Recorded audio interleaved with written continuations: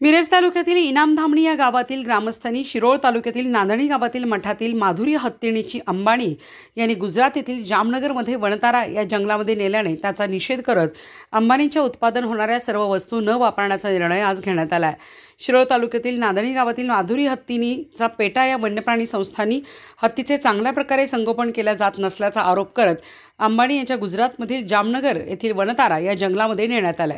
जे हत्ती कोणालाही गेली 35 वर्षात दुखापत केली गेली नाही, अगदी माणसाप्रमाणे सर्वांवर प्रेम करणारा हत्ती परत करावा अशी मागणी आज इनामधामणी ग्रामस्थांनी केली आहे। तसेच जिओ आणि रिलायन्स कंपनीच्या सर्व उत्पादनावर बंदी घालू असे आवाहन ग्रामस्थांच्या वतीने करण्यात आले। मी अश्विनी अमोल कोळी, सरपंच इनामधामणी। आज इनामधामणीमध्ये जैन समाजाच्या वतीने निषेध व्यक्त करण्यात आला। जो 28 दिनांक जुलै रोजी जो दुपारी 2-3च्या दरम्यान जो निकाल झाला माधुरी शिरोळ येथील नांदणी मठातील हत्तीनी माधुरी किंवा महादेवी या हत्तीनीला गुजरातमधील वनतारा या येथे पाठवण्यात आले। त्या निषेधार्थ आमच्या जैन समाजांनी निषेध व्यक्त केला आहे आणि माधुरी हत्तीनीला परत आणण्यासाठी इनामधामणी ग्रामस्थांच्या वतीने आणि सरपंच या नात्याने मी याला जाहीर पाठिंबा देत आहे आणि या जो काही निर्णय झाला या शासनाच्या न्यायव्यवस्थेला आमचा धिक्कार आहे।